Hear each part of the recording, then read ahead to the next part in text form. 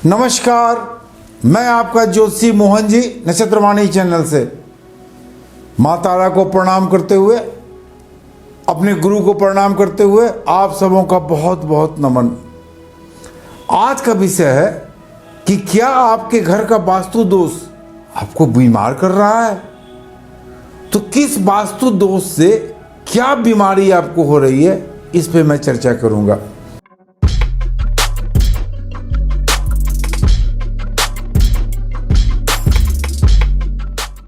अगर आपको हमेशा सर्दी और जुकाम हो रहा है, चाहे घर के परिवार हमेशा सर्दी जुकाम से परेशान रह रहे हैं, तो आप ध्यान दें, आपके घर का ब्रह्म स्थान उसे कहते हैं जो घर के बीच का स्थान होता है। गांव में तो आंगन होते थे, आज हमारे कल्चर में फ्लैट सिस्टम है जिसमें आंगन का कोई प्रोविजन नहीं है, लेकिन उसके भी बीच का स्थान, फ्लैट के भी बीच का स्थान, उसी को ब्रह्म स्थान कहेंगे हम लोग। तो ब्रह्म स्थान में अगर दोष आपके घर में है, तो आपके घर के मुखिया चाहे किसी न किसी व्यक्ति को सर्दी जुकाम की परेशानी, खांसी की परेशानी हमेशा रहेगी। तो अपने ब्रह्म स्थान को आप हमेशा ठीक करें, ब्रह्म स्थान को हमेशा ठीक रखें, तो ये प्रॉब्लम आपकी दूर हो जाएंगी। दूसरा, डायबिटीज। अगर आपके घर का अग्नि कोण और ईशान कोण प्रॉब्लम में है, यानी अग्नि कोण या ईशान कोण आपके घर में दूषित है, खराब है। अग्नि कोण किसे कहते हैं?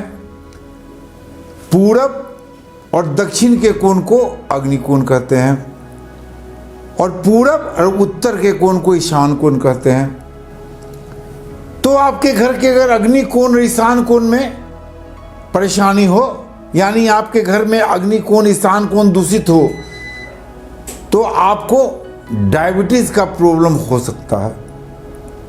तो डायबिटीज से अगर आपको बचना है, तो सबसे पहले तो ईशान कोण को आपको साफ रखना है। ईशान कोण में मंदिर का निर्माण कीजिए, चाहे ईशान कोण में बैठ के पूजा कीजिए। और अग्नि कोण अगर प्रभावित है आपका, तो एक लाल बल्ब 24 आवर, अगर अग्नि कोण आपका प्रभावित है, तो एक लाल बल्ब 24 घंटा वहां जलाकर छोड़ दें। इससे आपके डायबिटीज में कमी होगी और आपको इस वास्तु से छुटकारा मिलेगा, वास्तु दोष से छुटकारा मिलेगा।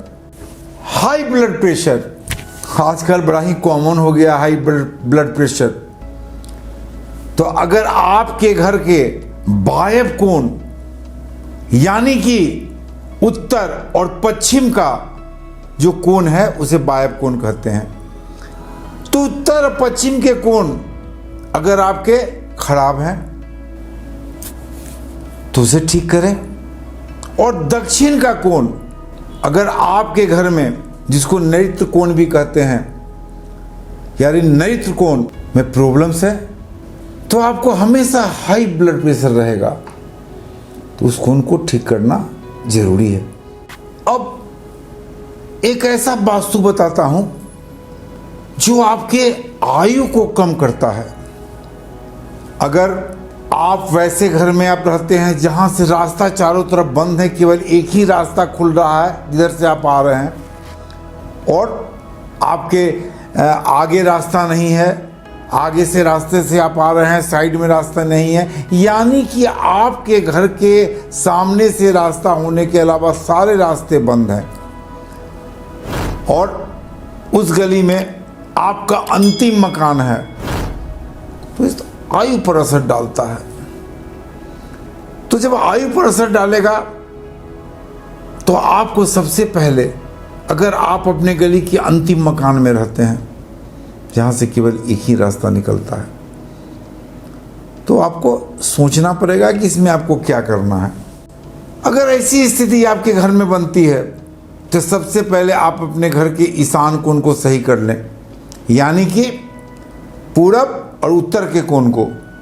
जहाँ से पॉजिटिव एनर्जी का आगमन होता है, जहाँ से लक्ष्मी की प्राप्ति होती है, जहाँ से पॉजिटिव एनर्जी हमें मिलती है, वो कोण अगर आप ठीक कर लेते हैं।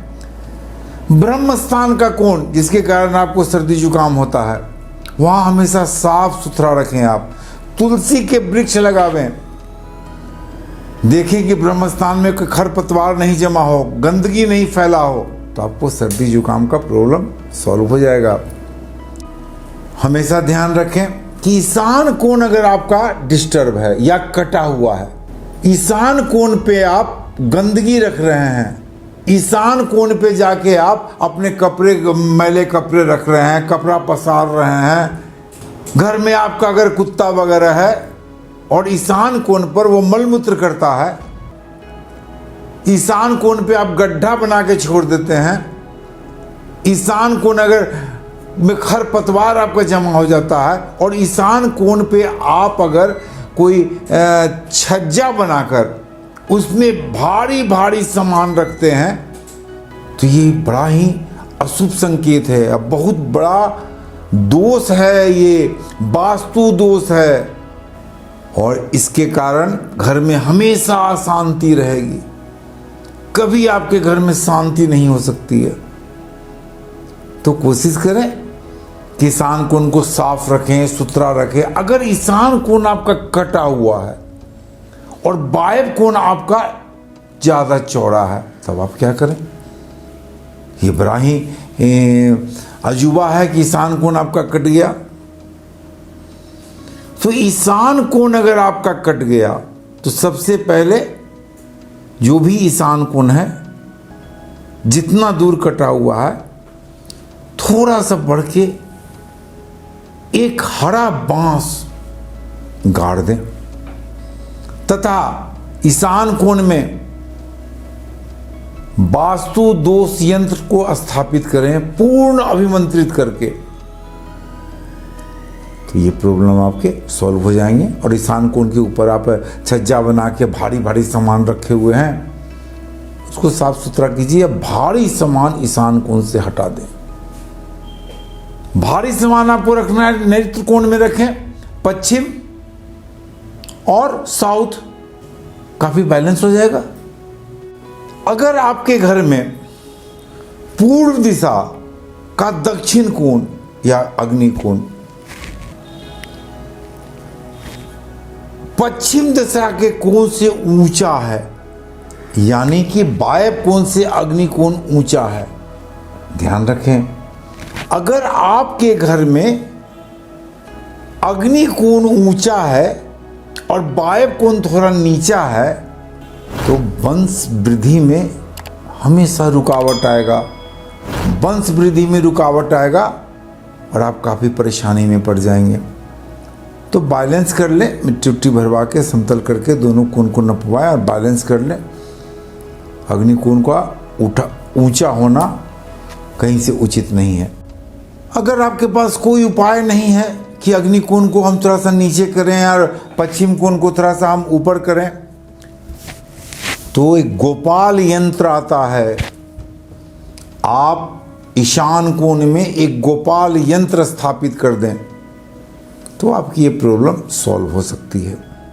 अगर आप फैक्ट्री चलाते हैं, चाहे कोई दुकान चलाते हैं, और हमेशा आपको अपनी कर्मचारियों से प्रॉब्लम होते रहते हैं, कर्मचारी हमेशा आपको प्रॉब्लम में डालते रहते हैं, चाहे कर्मचारी से आप नाखुश रहते हैं, कर्मचारी के कारण आपको नुकसान होता है, कर्मचारी चोरी उड़ी छोटा मोटा चोरी वगैरह करके चले जाते हैं, तो आपके लिए काफ़ी नुकसान है। ऐसे में आप अपने व्यवसाय क्षेत्र में पश्चिम दिशा में, जो पश्चिम दिशा हो, पश्चिम दिशा में बीचों बीच एक शनि यंत्र, थोड़ा बड़ा शनि यंत्र का स्थापित करें, विधिवत अभिमंत्रित करके आपके ये सारे प्रॉब्लम खत्म हो जाएंगे।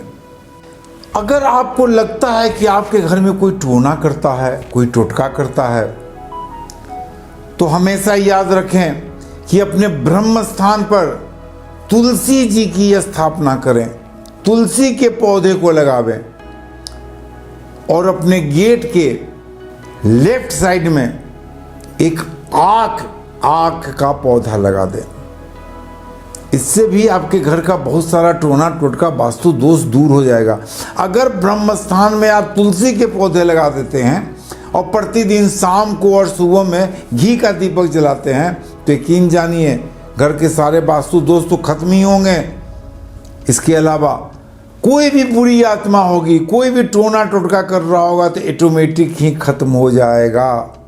अगर आपके घर में किसी कन्या का विवाह नहीं ठीक हो पा रहा है, बहुत देरी हो रही है, कन्या का विवाह नहीं ठीक हो पा रहा है, कन्या पूर्ण सुयोग है फिर भी उनका विवाह नहीं हो पा रहा है, तो आप उत्तर पश्चिम कोण में, जो उत्तर पश्चिम कोण का आपका कमरा है, उस कमरे को पीले रंग से रंगवा दें। बहुत डीप पीला भी नहीं, लेकिन पीला होना चाहिए। और अपनी बहन को चाहे अपनी बेटी को उसी घर में सुलाएं तथा घर के जो पलंग पर जो चादर होगा, जो कवर होगा, जो पिलो कवर होगा, सारे सफ़ेद रख दें। यकीन जाने अगर वो कन्या 3 महीने अगर उस रूम में सोती है, लेकिन रूम में बैठ के खाना नहीं खाना है उनको, अगर रूम में सोती हैं, रूम में स्टडी करती हैं, रूम से सारे काम करती है, तो 3 महीना के अंदर उनकी शादी पूर्ण रूप से तय हो जाएगी बिना किसी झंझट के। अगर आप व्यवसाय करते हैं और आपका बहुत सारा माल फंस गया है, नहीं बिक रहा है, दूसरा माल बिक रहा है लेकिन वो माल नहीं बिक रहा है, तो आप जो माल आपका नहीं बिक रहा है वो सारा माल को उत्तर पश्चिम कोण के में आप रख दें। सारा माल का स्टॉक उत्तर पश्चिम कोण में करें। बहुत तेजी से वो माल आपका निकल जाएगा, वो सामान आपका बिक जाएगा और हर झंझट से आप मुक्त हो जाएंगे। अगर आपके घर में हमेशा कुछ न कुछ चोरी हो जाता है, हमेशा कुछ न कुछ सामान गायब हो जाता है, तो आप क्या करें? तो आप ध्यान दें कि आप अपने घर के पश्चिम और दक्षिण कोण यानी नैऋत्य कोण में आपका प्रॉब्लम है। अगर नैऋत्य कोण खुला हुआ है तो ढक दें। अगर नैऋत्य कोण बहुत नीचा है तो थोड़ी मिट्टी भरवा दें और नैऋत्य कोण के दीवार पर अभिमंत्रित कर राहु का यंत्र स्थापित कर दें। सब छोटा मोटा चोरी उड़ी आपका घर से सामान गायब होना, चाहे कोई ले जाए सामान चोरी होता है, तो सारा चीज खत्म हो जाएगा। बड़ा ही छोटा उपाय है। नैऋत्य कोण के नीचे रहने पर आपके घर के बहुत सारे मेंबर को बड़ी नींद आएगी, वो जल्दी कोई काम नहीं करेंगे, हमेशा सोने की कोशिश करेंगे। ऐसे में राहु का यंत्र जो आपने स्थापित किया है उसको हर शनिवार को अंधेरा होने पर वहाँ पर एक तेल का दीपक जला दें। मिट्टी के दीपक में एक सरसों का तेल का दीपक जलाएं तथा कोशिश करें कि वो दीपक अंतिम समय तक जलता रहे। और इतना छोटा नहीं जलाएं कि 10 मिनट में बंद हो जाए, इतना बड़ा जलाएं कि कम से कम 12-1 बजे रात तक जलता रहे। तो वास्तु दोष के कारण कौन कौन सी बीमारियां आपको होती है, छोटा मोटा हमने आज आपको बताया। उम्मीद है कि इससे आपको काफ़ी लाभ मिलेगा और आप इसे काफ़ी फ़ायदा उठाएंगे। तो मेरे वीडियो को लाइक करें, सब्सक्राइब करें, शेयर करें। फिर मिलेंगे। नमस्कार।